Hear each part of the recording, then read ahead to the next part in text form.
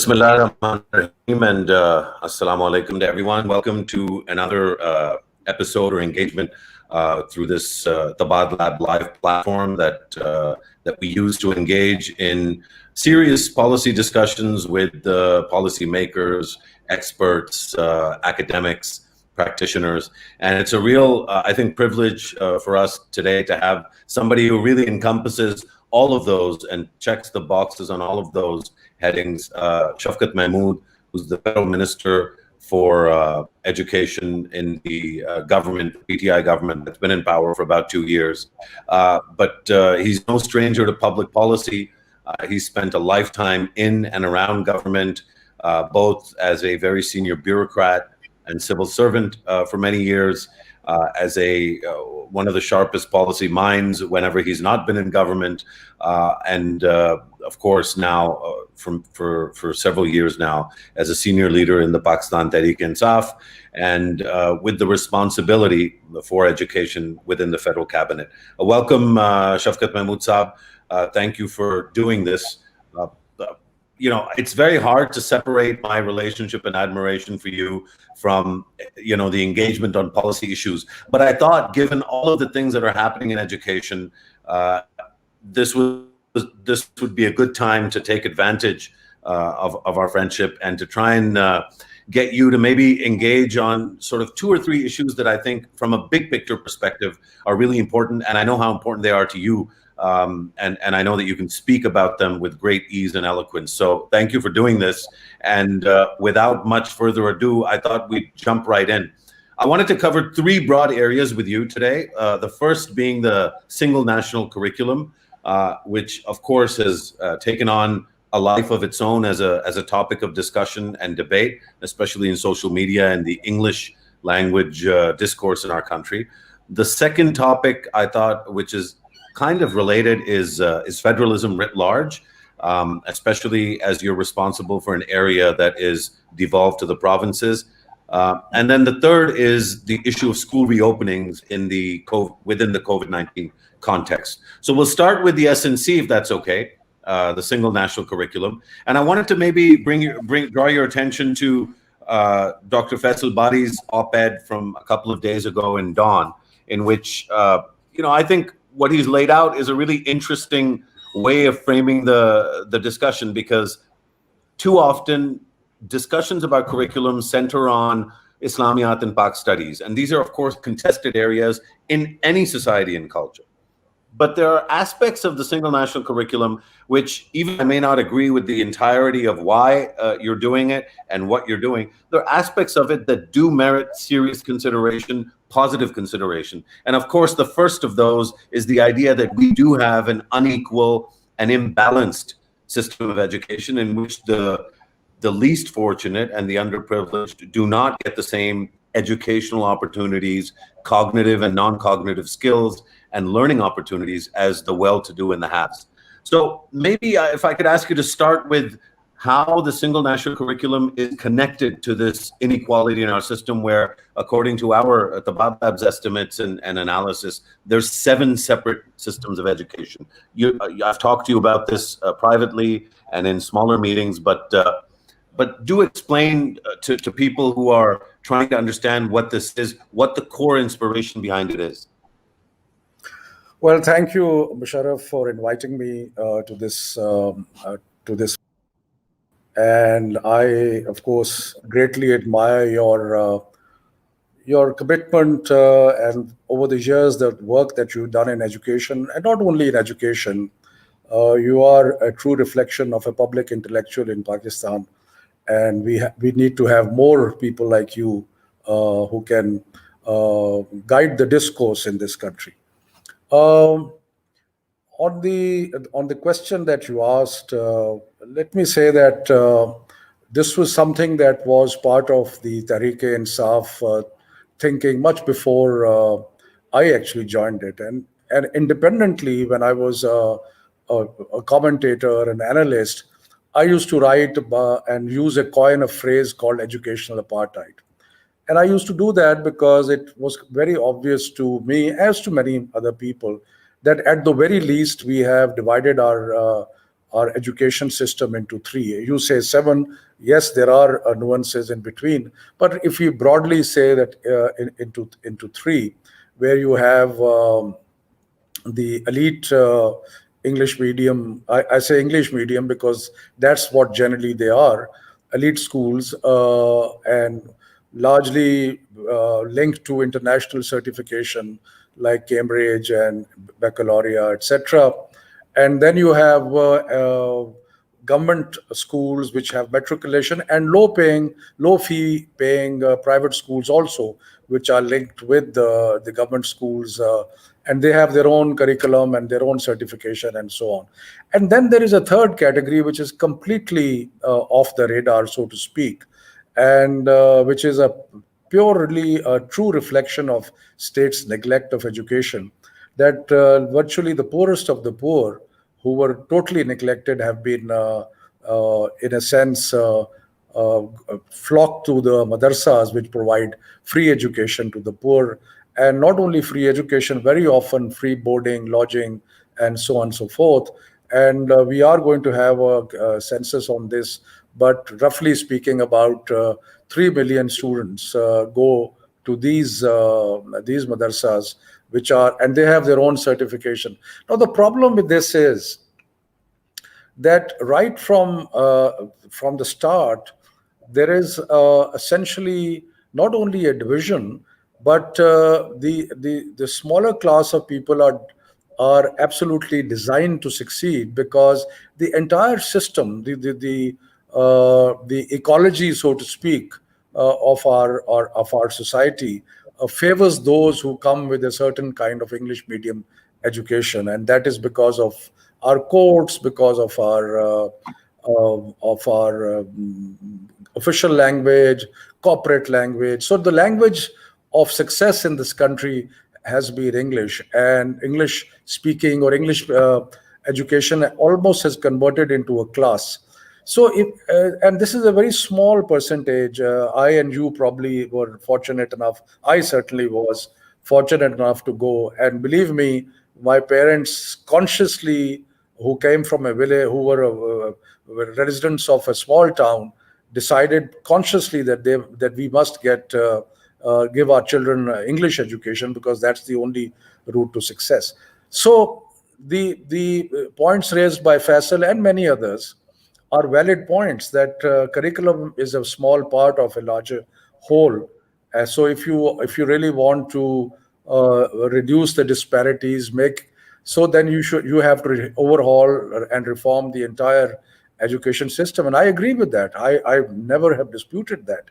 But by the time we get to bring everything together, and I hope that we have started a journey in that direction, it may take 15 years, 20 years, 30 years. But in the meantime, one thing that we can make a beginning with is that we can start to have a curriculum in which the outcomes are something that are similar for all students. And that is what we have attempted to do, that we have attempted to define a curriculum in which we think whatever is essential is included. And number two, it's outcomes based, and we have clearly defined student learning outcomes, and that are going to be across the board.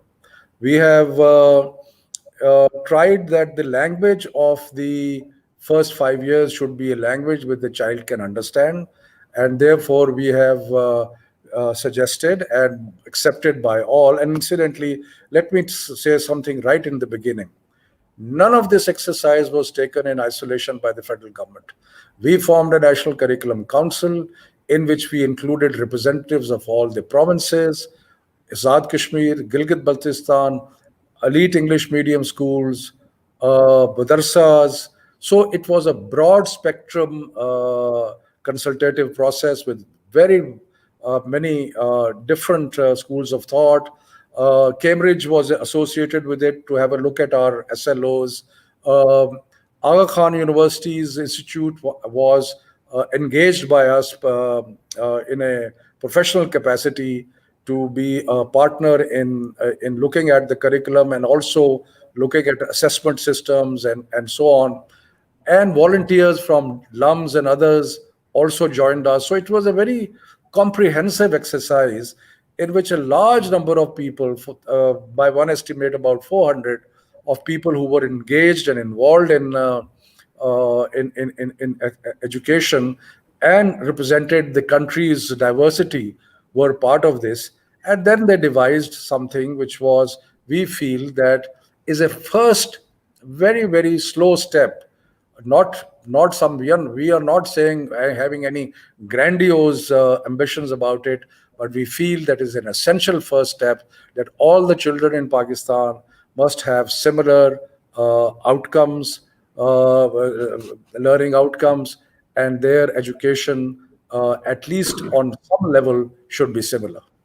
So I think, that's a long answer to your question. well, no, it's perfectly fine. I think we do this. We want long answers because I think that the kind of discourse that we have, it's very, very. I mean, it's not even a full match of boxing. It's actually rounds of boxing where you take people, myself included. So not just there's this whole idea about trolls. I think at some level we've all become trolls because the technology lends itself to bite-sized, single issue, single lens analysis of things. And I think this is a big enough issue and an important one enough that we should have detailed discussions on this. Unfortunately, we have limited time today. So I want to pick up on something that you said that I think is really important, which is the fact that you rightly argue that this is not a one-off thing. It's a generational thing. It could take 5, 10, 15 years for this to evolve. I guess, and maybe this is framed as advice, but there is a question at the end of this. I guess my concern is that if we have criticism of the single national curriculum, if we have fears about the single national curriculum, some of which I think are legitimate, I may not agree with them, you may not agree with them, but the fear that people have, for example, one of the fears I think that Aisha Razak wrote a piece in the news, which I think is a little saltier than Faisal's, and may not be welcomed by folks in government. But one of the concerns she's raised is that does this open the door to, for example, madrasa teachers being present in every public school in the country? And what does it mean for private schools in terms of their relationship with madrasas? Now, I think that's a good question. Let me answer that right away, because unfortunately, the whole issue of Islam becomes. I'm trying to use a soft language, but becomes a red rag for some people. The issue is that there is no direction on the part of the government to any private school or any school for that matter that they should go and hire a particular kind of teacher. Not at all. Many recommendations have been made by our committees. We haven't accepted them.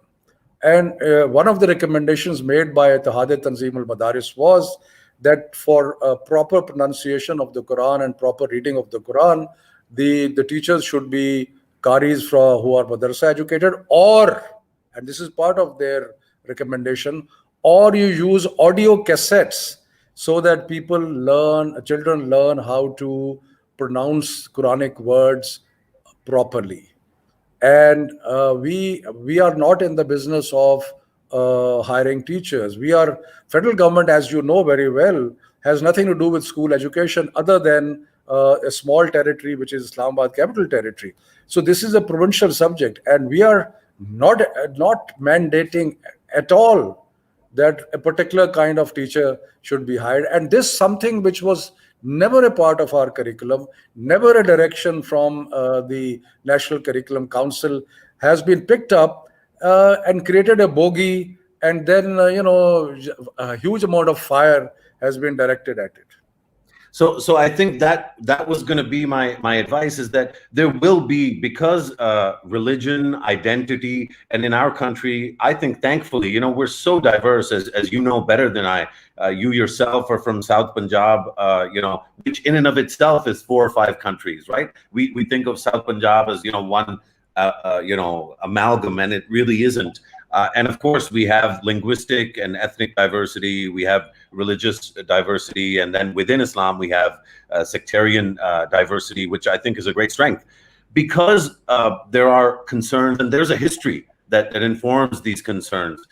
So I think people that have concerns, even if they're misinformed, I think it would be better for those people that are raising this red flag or raising concerns to be engaged in the process, not to give them any more importance that anybody else, any more than anyone else, but certainly to engage them so that the longevity of the reforms, which you rightly pointed to, it's a 10, 15-year process. I think it'll be a multi-party process. I think it'll be different parties that will No, run this. absolutely, absolutely. Musharraf, it is a multi-party process. The Sindh government is very much a part of their experts came us. I'm constantly in touch with Saeed Ghani. They had one or two reservations, but they are very much on board. The AJK government is a PMLN government. Until recently, the Gilgit-Baltistan government was. We want to engage every. You just mentioned Dr. Aisha Razak. I actually wrote her an email to which I did not get a reply, saying that here is some of the issues that you have raised, and we are having a conference. Why don't you take a part of it? Unfortunately, I never got a reply from her. So it's not as if that we are want to be exclusionary, or we don't want. We want everybody to be a part of it. And in fact, I'm very, very happy about the fact that after years and years and years, the country seems to be getting engaged with this debate on the national curriculum, because I don't remember any debate in 2006, the last time this was made. The difference is that last time the curriculum was being made only for government schools, and this time suddenly the entirety of the education landscape is being included, and that certainly has woken up everybody, and I'm very happy about it, because some good suggestions are coming, and we don't have a closed mind. As you know very well, Musharraf, curriculums are not static things. We will have a permanent national curriculum committee that will continue to review as we go along. For the moment, we have just started class 1 to 5, and we are also closely following all the comments. And I can assure you that there have been many issues on which I have changed my mind. I can give you an example.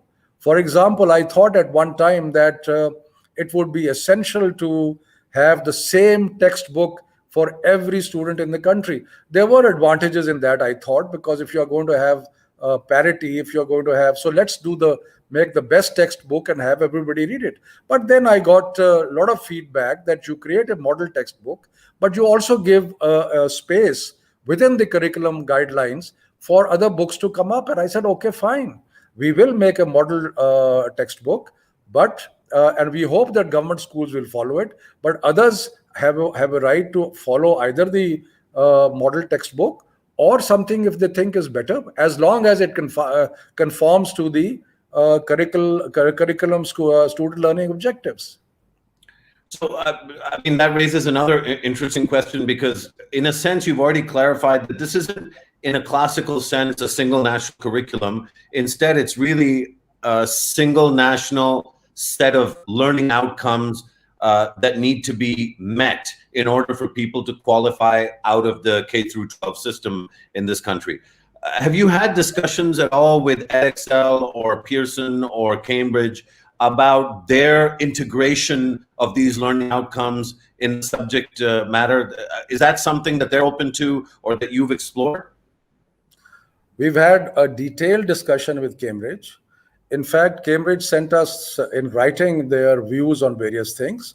Naturally, the National Curriculum Council accepted some, did not accept, but we engaged quite often with Cambridge. As I told you that there were experts from LUMS, there were people from Aga Khan University. We looked at the Singapore curriculum, we looked at the Malaysian curriculum, we looked at the Finland curriculum, which was everybody touted as one of the best in the world. So, the experts that we had gathered, they are people, and if you look at the luminaries in our National Curriculum Council, there are people who have been involved with education a long time. Then we involved the Air Force, the Army, the Navy, that run large school systems. So as I said, so it has been a very, very inclusive exercise in which a lot of people have been involved. And curriculum and syllabus, as you know, are two different things. So syllabus is textbooks and stuff like that. Curriculums are, in a sense, broad learning objectives, which are in fact very clearly defined. That you want, for example, in class 3, you want a child to know fractions in mathematics, for example. Now somebody wants to teach fractions in one way, another person wants to teach fractions in a different way. We want fractions, that students should know fractions. So that is what the whole curriculum exercise is all about. There's so much more to explore on this front. You just mentioned the Army, Air Force, and Navy, and we were talking about red rags. So I suspect that will set alight imaginations even more. But I want to. But let me clarify. They were engaged because, as you know, Army has the federal government institutions, which are a very large number of them. They have the Army public schools, which are a very large number of them. The Navy has its own institutions, including cadet colleges. Air Force has a large number of institutions. So these are Beacon House has large number of institutions. So Beacon House was included. Army was also included. Yeah, no, it's totally legitimate. I understand, but I do think it will set fingers typing and get people enraged, which is good. I think it just shows that people love this country and they want to be involved in important decisions. I'm never nervous about people being engaged. I'm nervous about how much substance there is and how much hot air there is, and so hopefully this discussion and many others like it will help inform the discussion. But Shafqat Saab, obviously time is short today, and there were two other areas that I wanted to touch upon. Let's start with federalism, which in a sense is, you've already spoken to a little bit of it. You talked about the provinces being involved through the National Curriculum Council. I found the emergence of the NCOC, which I know that you've been involved with as by virtue of being part of the federal cabinet. I have a sort of a theory, and again, not necessarily either as a good thing or a bad thing, but in essence, the NCOC might be the emergency version of the National Curriculum Council because it allows the provinces and the federal government to talk about important issues, COVID-19 in this case, reasonably regularly. Have you found the discussions around the school closure and school reopening, which I know have been ongoing since March, but how have you found that discussion? And did the emergence of the NCOC make that discussion easier or more fruitful?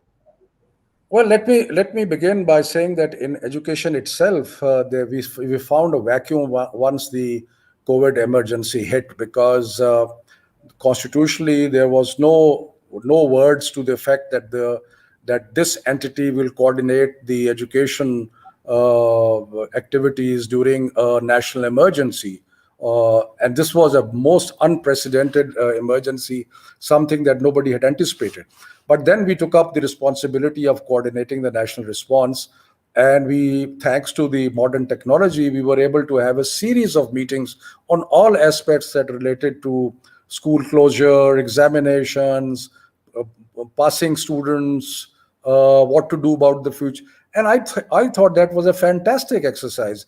In fact, in our entire education-related issues that emerged during the COVID emergency, we've had absolute and complete unanimity, despite different governments being in power in different. So federalism is absolutely part of our constitution. We have to follow federalism.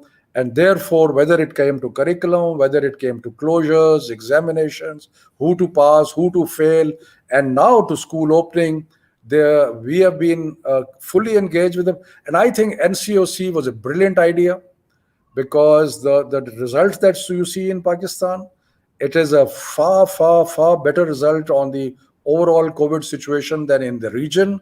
In fact, in some ways, we may be an example for the world to follow, because we have, by the grace of God, a much lower deaths. Each death is hurtful, but we have lower deaths and we have lower infection rates now. So which means that something was done was right. In fact, my grouse with some people is that when things were getting worse, Imran Khan was to be blamed for everything. And now that things are getting better, nobody or very few people are willing to say that this government did something right. But I think NCOC was one of the main things that this government did right. And over the NCOC, of course, there is the NCC. And these were forums which allowed federalism to work in practice. And it was actually beautiful to see the way these forums were working, in which federalism was clearly visible with political overlays.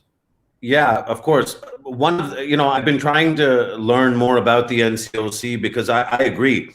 And actually, I have stated on the record that despite my very strong opposition to the way in which the Prime Minister had framed the binary between lives and livelihoods, and clearly he had a concern about livelihoods, it turns out that globally and here, that concern was the right one, and it wasn't obviously necessarily at the expense of lives. But when we were initially learning about this, we were all learning on the go, whether it was the government or people outside government that were commenting on it.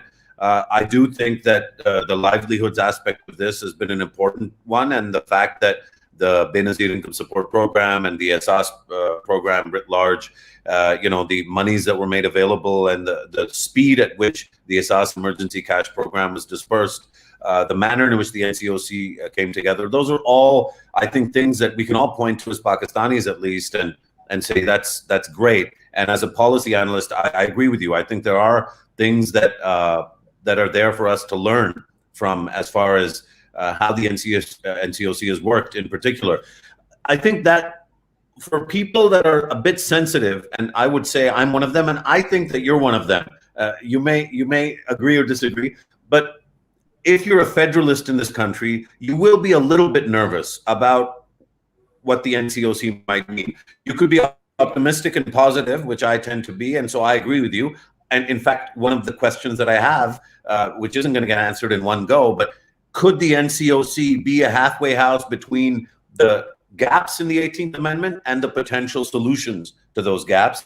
But then if you were a little bit pessimistic, or if you were cynical, which you have the right to be in a country like Pakistan, you could also see the NCOC as a backdoor that would undermine provincial autonomy. What would you say to people who have that concern to give them confidence that that's not really what's driving, appreciation and excitement about what the NCOC represents?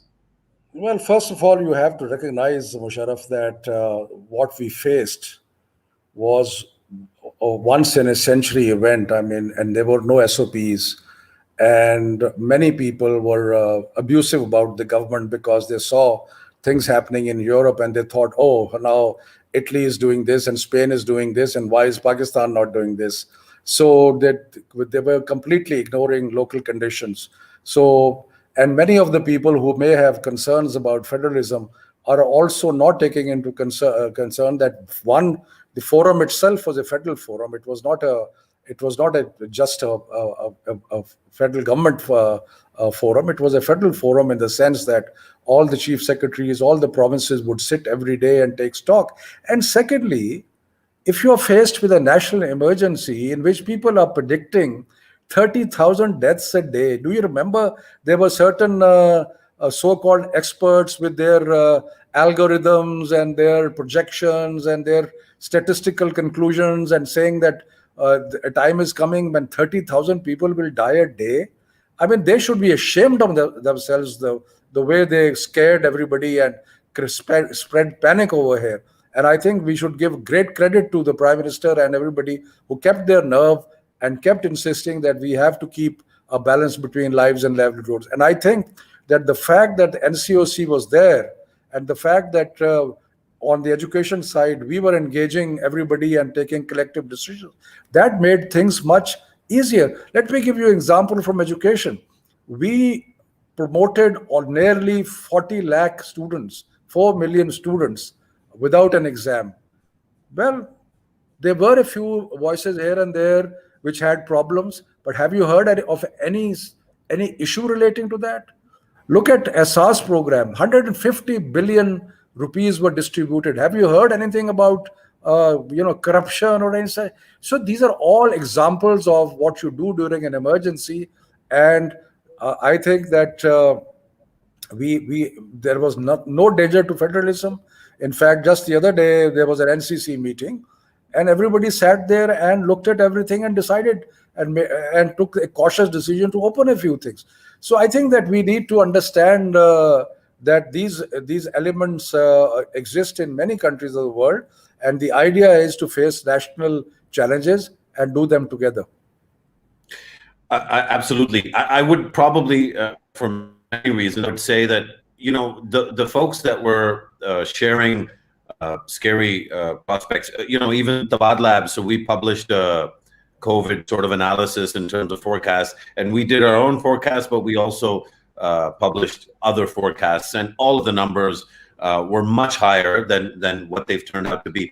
I'm not sure that in every case, Shafqat Saab, there was ill intent. In fact, I would say 99.999% of the cases where people were sharing what seems to be now hyperbolic estimates were doing so out of fear for people's lives. So, of course, we have a very divided and polarized discourse. And so a lot of that seems to be about the prime minister or the government of the day. But really, I think what motivated a lot of people, and this is connected to the final sort of topic that we have, which is why I'm going into it.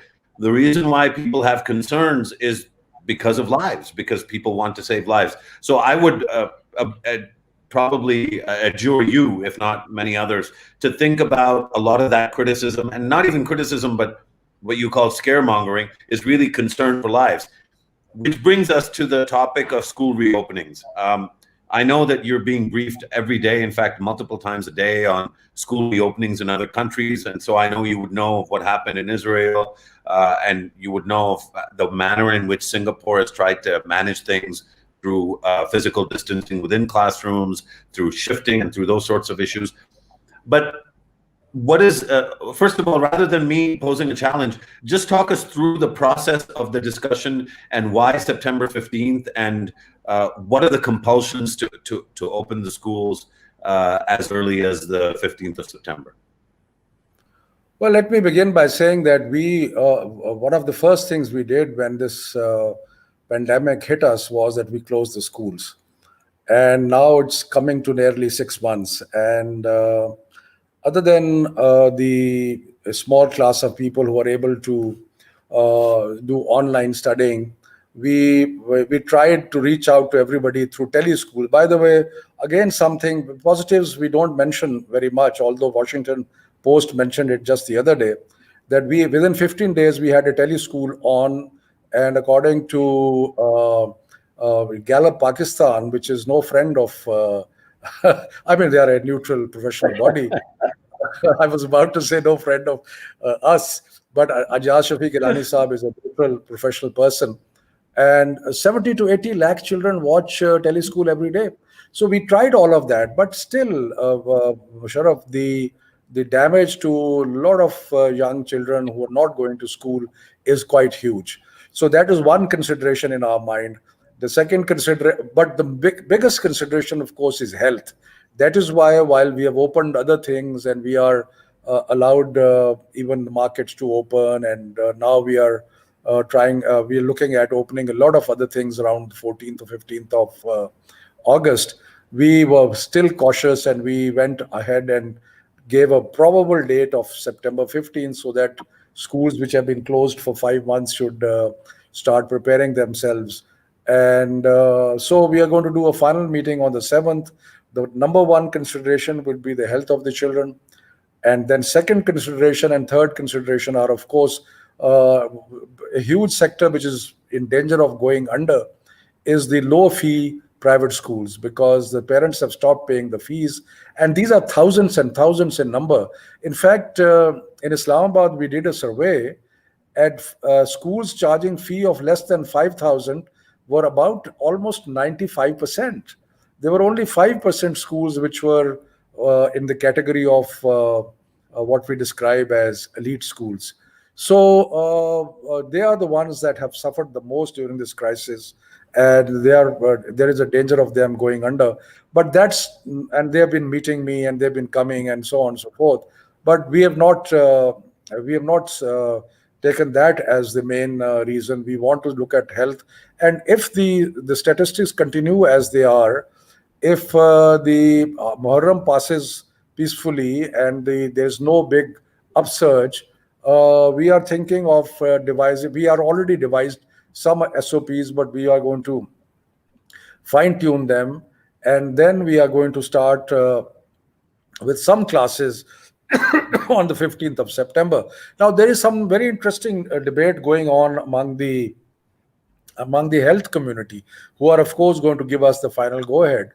But the health community is saying that younger children should be classes should be started first, whereas it's counterintuitive, because we intuitively all think that older children should be brought in first, because they would be more likely to observe protocols and so on and so forth. But anyway, for the moment, it is 15th of September, including universities, including all educational institutions. We are preparing SOPs. Some staggering of school classes will take place. There are obviously huge differences between schools and schools. We have found that there are a number of districts where the incidence of COVID is very low. So maybe we do some district-wise analysis also, and allow more in some districts and allow less in other districts. So it's a comprehensive process, and we are very much on the ball, looking at every possible indices to make sure that we make the right decision.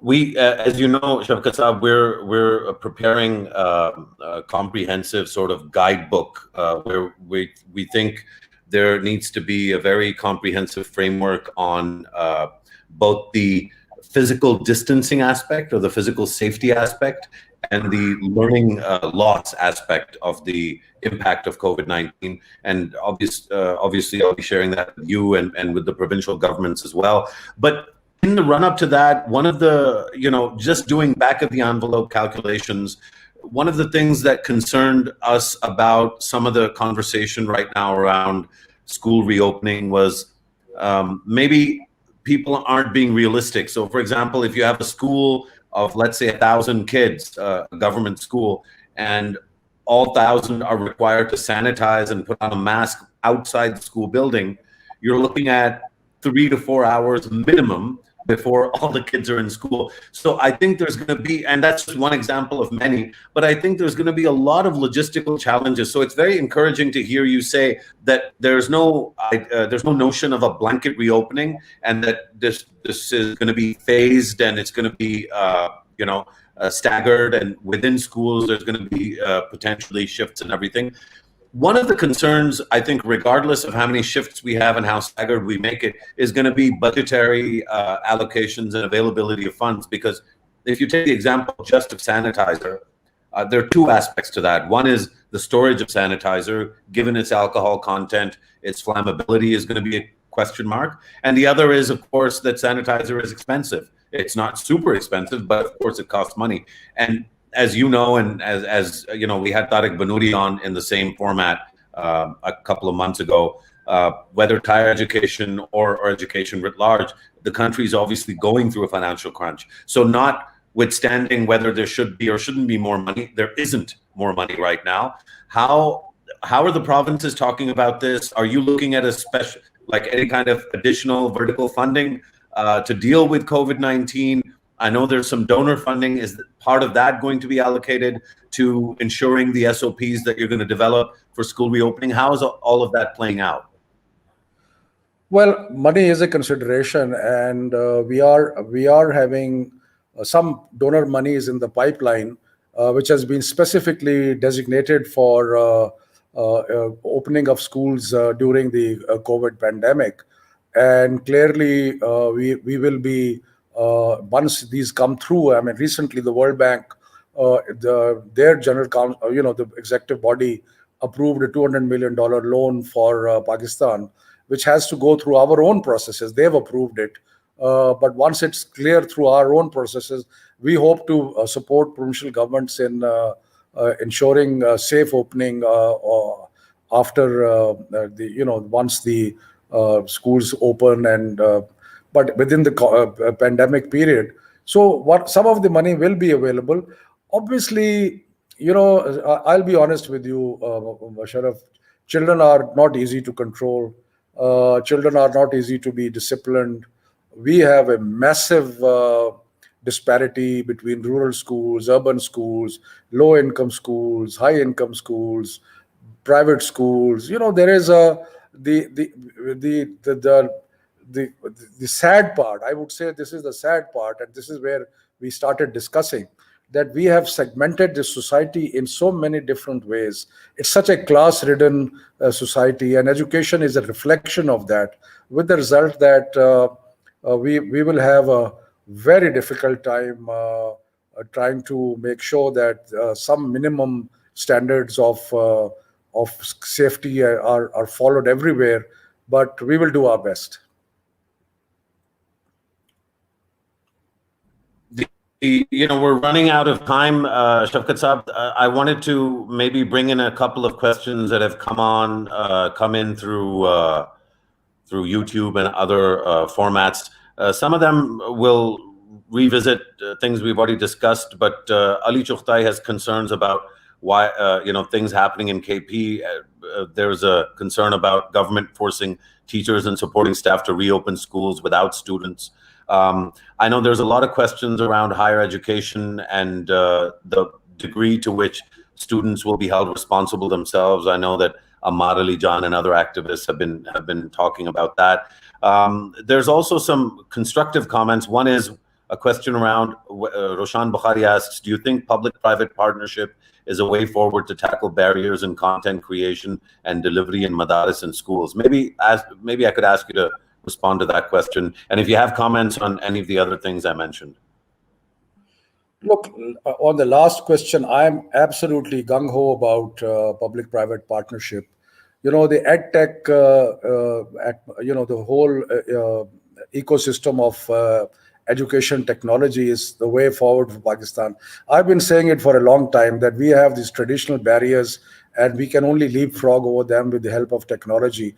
And what I'm hoping is that through this donor money that is coming, that we are going to help the entire industry of educational technology, all the firms, private firms that are in this business, so that we keep producing excellent content. I mean, when we got the teleschool going after 15 days after this COVID hit us, we were very fortunate that some of our edtech companies had content, and they very freely, and I want to acknowledge here their contribution, that without asking for a penny, they helped us to start the schools and start the teleschool.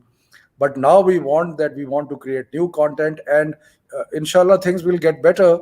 But the online education and so many other ways in which technology can be used to help education will not come to an end, and that is where we will look at public-private partnership as the way to go. I don't know I forgot what you asked the earlier part. But well, there was a question about forcing some provinces potentially forcing teachers and administrators to come to school even without students, despite sort of concerns about COVID.